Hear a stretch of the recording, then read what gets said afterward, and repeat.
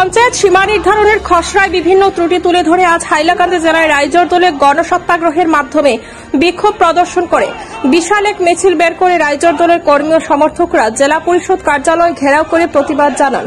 এ বিষয়ে একটি দাবিপত্র রাইজর দলের হাইলাকান্দি শাখা আজ জেলা পরিষদের মুখ্য কার্যনির্বাহী কর্মকর্তার কাছে প্রদান করেছেন।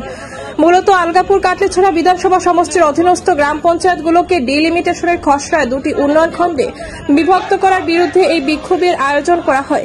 এই সমষ্টির অন্য আরও একটি উন্নয়ন খণ্ডের অধীন এবং ডিলিমিটেশনের এসওপি অনুযায়ী গ্রাম পঞ্চায়েতের সীমানা নির্ধারণের দাবি আজ রাইজর দল গণসত্যাগ্রহের মাধ্যমে উত্থাপন করেছে। কারণ হাইলাকান্দি জেলার যে সমস্ত গাইডলাইন সরকারি দেওয়া হয়েছে, আমরা দেখেছি যে এসওপির 10 নম্বর কলামে যেটা উল্লেখ আছে যে হাইলাকান্দি জেলা প্রথমে এ গ্রেড ডিস্ট্রিক্ট হিসেবে হাইলাকান্দি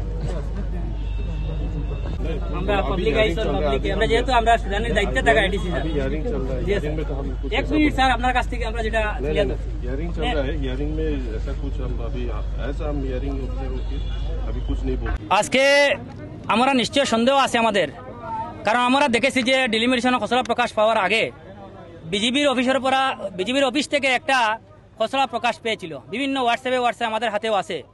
এই লিস্টের সঙ্গে যেটা খসড়া প্রকাশ পেয়েছে এটা সম্পূর্ণ মিলেছে। তাই আমাদের সন্দেহ এটা ডিলিমিটেশন কমিশনে বানাইছে না আমাদের এই বিজিবির অফিস থেকে বানানো হয়েছে, যার জন্য আজকে হাজার হাজার জনগণ আমরা একত্রিত হয়ে আমরা এখানে প্রতিবাদ সাব্যস্ত করেছি।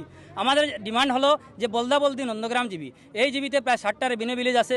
এখান থেকে যে জিপির সঙ্গে বিলুপ্ত করে যে জিবির সঙ্গে সংযোগ করে দেওয়া হয়েছে বেতচড়া জিপি, ডিস্টেন্স প্রায় 15 কিলোমিটার। এরপরে এখানে কাটাকাল নদী আছে, একটা নদী পার হয়ে 15 কিলোমিটার ডিস্টেন্স বেতচড়ার সঙ্গে সংযোগ করে দেওয়া হয়েছে। আমরা দাবি জানাচ্ছি যে বলদাবলদি জিপিকে পুনর্বহাল করতে হবে। আমরা দাবি জানাচ্ছি এই বলিপার জীবিকে পুনর্বহাল করতে হবে। আমরা দাবি জানাচ্ছি যে ঐতিহ্যবাহী শাহাবাদ জীবিকে পুনর্বহাল করতে হবে। আমাদের টান্টুদনিপুর জীবিকে বাগ করে দেওয়া হয়েছে, এটা পুনর্বহাল করতে হবে। সানপুর উজানপুকুয়া জীবিকে বহাল করতে হবে। ঐতিহ্যবাহী বলিপার জীবিকে বহাল করতে হবে।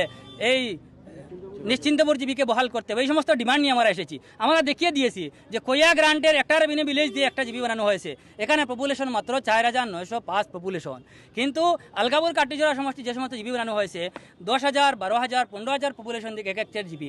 যদি হাইলাকান্দি এ গ্রেড হয় তাহলে হাইলাকান্দি সমষ্টিতে 10,200 থেকে পপুলেশন স্টার্ট করতে হবে, 13,000 পর্যন্ত এই জিবিগুলো বানানো হতে হবে। কিন্তু হাইলাকান্দি সমষ্টিতে বানানো হয়েছে 3,000, 4,000 পপুলেশন দিয়ে, আর আলগাপুর কাটলিছড়া সমষ্টিতে বানানো হয়েছে 13,000, 14,000, 15,000 পপুলেশন দিয়ে। হাইলাকান্দি এবং আলগাপুর সমষ্টিতে বৈষম্য করা হয়েছে।